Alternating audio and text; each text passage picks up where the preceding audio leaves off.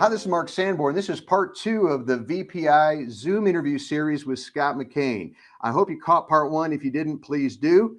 But we have asked Scott to continue sharing his insights on how to be a dynamic presenter in the digital realm. Yeah, Mark, one of the things that strikes me is that one of the things that you and I have seen over the course of our respective careers is the increase in production values at meetings. I mean, you and I both go back long enough that if the mic worked really well, we were pretty happy. Now we have these incredible stages with incredible production value and IMAG screens, not only on each side but sometimes hanging at different spots so the audience can see the speakers and the award winners and their corporate executives close up. The production value has absolutely gone through the roof in terms of in-person events pre-pandemic. That's what we have to think of in terms of production post-pandemic. In terms of virtual events or hybrid events, the demands on us to be able to deliver high production values visually is incredibly important. You have exemplified what I think are two things that will make anyone a really effective digital presentation presenter. You've got to think deeper, and obviously, you've like those of us in this business have been it's been necessary to do. We've thought about how to go deeper in this whole idea of communicating in this new medium, but you also have to think a little differently. And thinking like a broadcaster for a speaker is a different way of thinking. And Scott, I'm going to throw something in here that I haven't heard anybody address other than offline, and that is number one.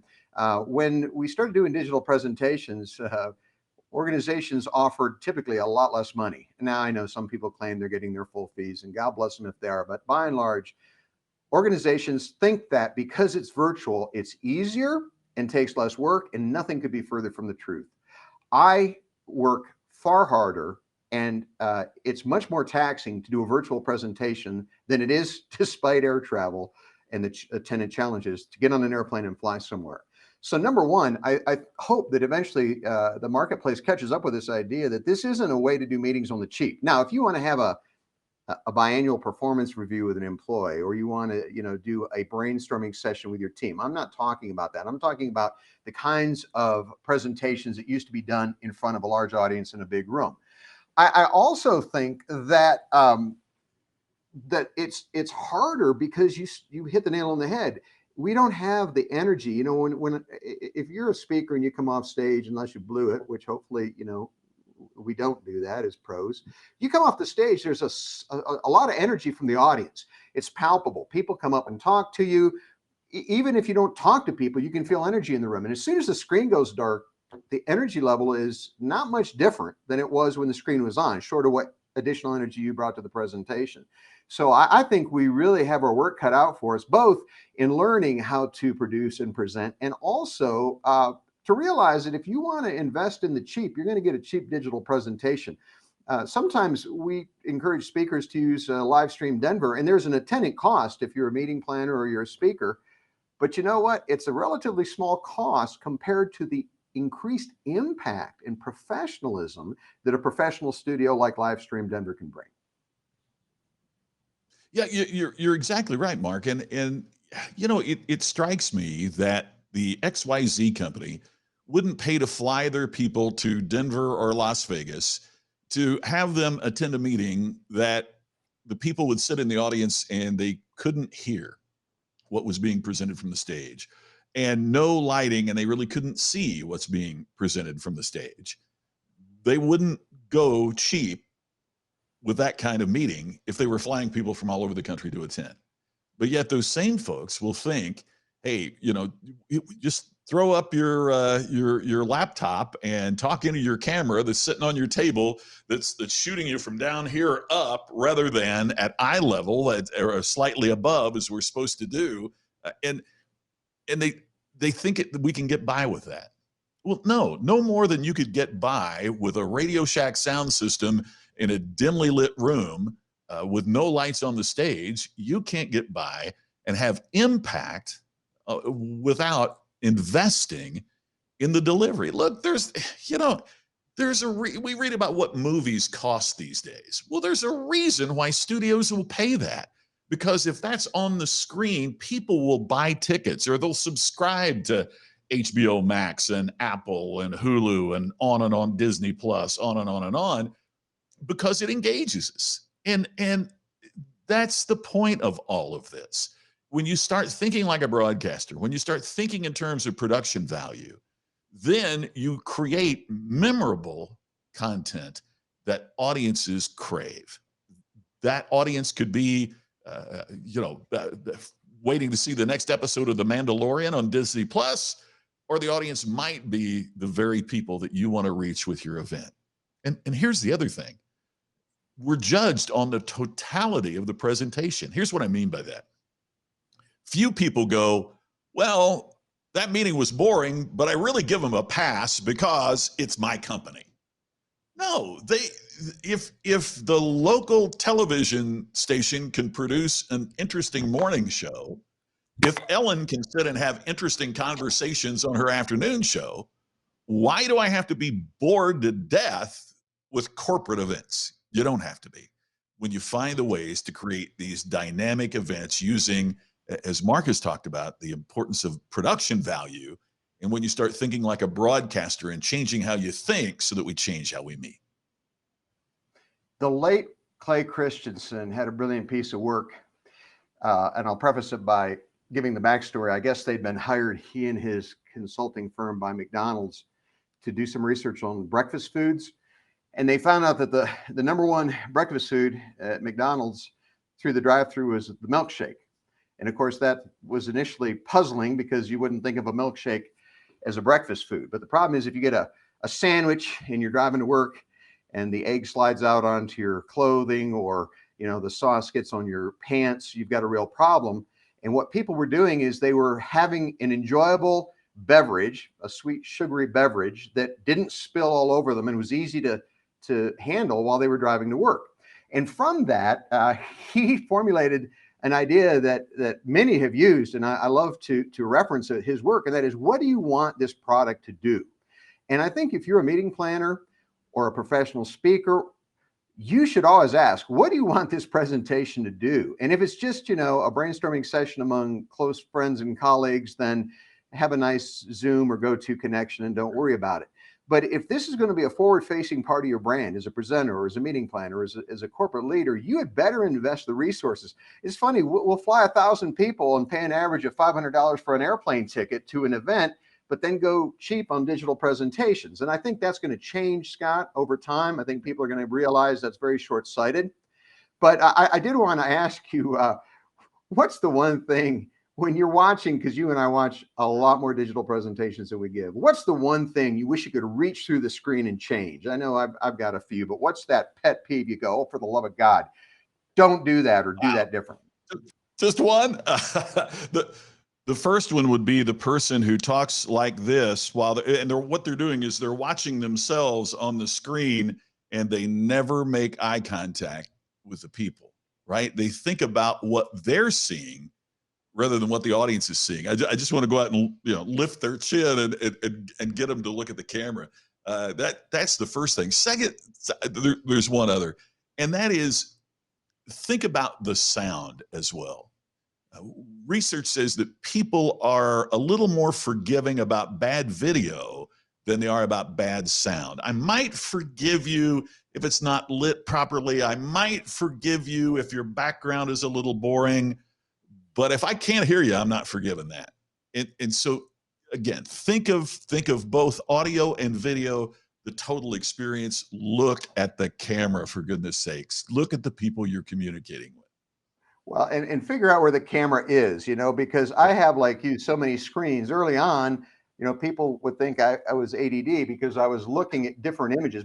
You struck on my pet peeve. My pet peeve is the nostril shot, where people are shooting up, and you're going, man, I should send them a nose hair trimmer as a token of my appreciation. And people, and by the way, again, you've got to be attentive to this stuff. None of us were born, even those that were born during the pandemic, none of us were born as digital pros. We have to learn these skills, and we're continuing, by the way, to learn them. I certainly don't profess any kind of a mastery other than the fact that I'm willing, like you, Scott, to work hard to think deeper and more differently about how to do this well. Let's speculate a little bit about the future, because you're a forward thinker, as I mentioned earlier. What would you see on the horizon instead of just more of the same, which probably will happen, but what will be different as we move forward in digital presentations? Well, I do think that part of what we're going to see is an expansion of hybrid events, where we do have folks in person, but then others have either the option of attending virtually, or as organizations look at their budgetary restrictions, there's going to be a lot of CFOs that sit around and go, we didn't have to buy those 1,000 plane tickets at $500 a piece to get people to Orlando. What if we do out 200 and then let 800 of them join us virtually? So I think we're going to see some expansion in terms of hybrid events. So again, it would require us to think not of a typical event and we just throw up a couple cameras in the back, but think of it like a television production with a studio audience. That's, again, we've got to change the way we think, to change the way we meet. And I see that growing. The other thing that I see is because of this expansion in virtual events, the follow-ups that we will have for our big in-person meetings are going to change. I can certainly see an in-person meeting very much like the ones that we've traditionally done over the years, Mark. We've both done thousands of times, literally. But then after the event, 2 weeks later, they get everybody together for a virtual event. And over that couple of weeks, people have had a chance to digest the content, submit questions, and then the speakers come back on and talk about some of the questions that have been generated. And also it's kind of a checkup, remember what I said about the second cornerstone of distinction? Or do you remember what I said about the potential principle? And do a checkup with them on, are they actually applying the ideas and tactics and strategies that were expressed from the platform by both internal speakers and external professionals? Yeah, learning doesn't happen until it sticks. And you make an interesting point. We're talking about the ability now to do follow-up. We had that ability when we were doing pre-COVID big meetings, but didn't. We put so much emphasis on the event. We rarely, when I say we, I'm speaking broadly, but most organizations rarely did any kind of follow-up to make sure that people retained or used what they learned at the meeting. The other thing that strikes me, Scott, I agree with you. And by the way, I think everybody thinks that hybrid meetings are a chance to save money. No, they're a chance to be better meetings. And if you do a better meeting for the same amount of money, is that not always been the goal of a meeting budget? I think in terms of premium attendance, if you normally have 1,000 people in an event, you reverse engineer. You say, well, if we're going to charge everybody $595, then we have this much money to work with, and we have to reverse engineer that. Well, what if you charge everybody $99, you get 3,000 people, but then you find 50 people who want a really high-end experience who'll pay you $2,500. And for a premium experience, live and in person, that to me opens the floodgates for creativity, not just how to have more effective meetings, but how to have them more cost effectively and or profitably.